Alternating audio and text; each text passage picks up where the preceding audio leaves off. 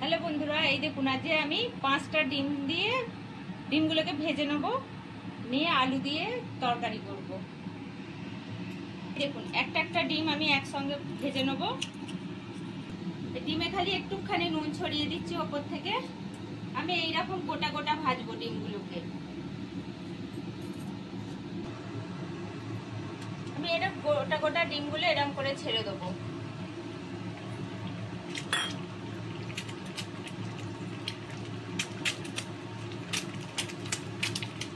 দেখুন ডিমটাকে এবার হালকা করে উল্টে দিচ্ছি। এই দেখুন ডিমগুলো এরকম করে ভেজে ভেজে তুলে নেবো। সব ডিমগুলো ভেজে নিই, তারপর আপনাদের দেখাচ্ছি। 4টে ডিম আমি ভেজে নিয়েছি, আর আমার মেয়ে বায়না করলে একটা ভেজে দিতে, ওই জন্য ওকে একটা ভেজে দিয়েছি, ও খেয়ে নিয়েছে। তেলেতে একটা লঙ্কা আর একটু সামান্য জিরে ফোড়ন দিয়ে নিচ্ছি।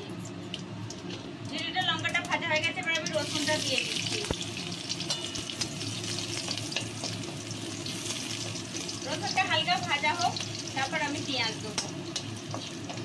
এই দেখুন পেঁয়াজগুলো এবার দিয়ে নিচ্ছি, পেঁয়াজের সঙ্গে আলুগুলোও দিয়ে নিচ্ছি। সব একসঙ্গে ভেজে নেব।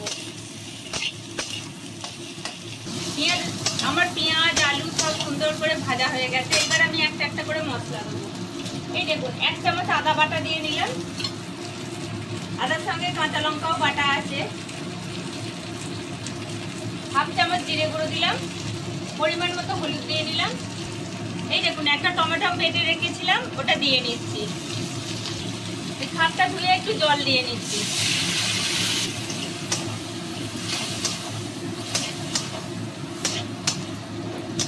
একটু গরম মশলাও দিয়ে নিচ্ছি, এর সঙ্গে কষে নেবো সুন্দর করে।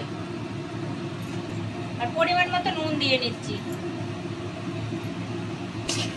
সুন্দর করে মশলাটা এবার কষে নেবো। দেখুন মশলাটা থেকে তেল ছাড়ছে, আর একটুখানি কষবো, কষে আমি জল ঢেলে দেবো। এই দেখুন মশলাটা আমার কষা হয়ে গেছে। এবার আমি হালকা কুসুম কুসুম গরম জল দিচ্ছি।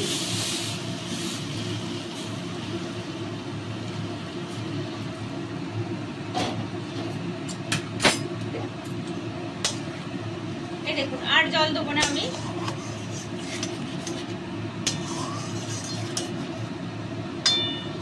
এই দেখুন মিনিট 5 আমি এটা চাপা দিয়ে ফোটাবো, কারণ আলুগুলো সেদ্ধ হবে একটু। তরকারিটা আমার হয়ে গেছে, সেদ্ধ হয়েছে। এবার আমি ডিমগুলো দিয়ে দিচ্ছি।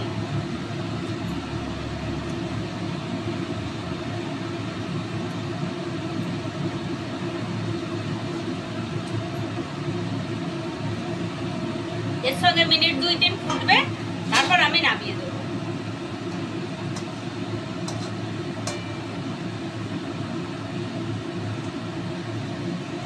এবার চাপা দিয়ে দেবো। এই দেখুন বন্ধুরা তরকারিটা আমার রেডি হয়ে গেছে। এরকম একটু ঝোল ঝোল রাখছি, কারণ ভাত দিয়ে খাবে, আবার রুটি দিয়েও খাবে। এই দেখুন আলুগুলো খুব সুন্দর সেদ্ধ হয়ে গেছে। এবার আমি নামিয়ে নিচ্ছি তরকারিটা।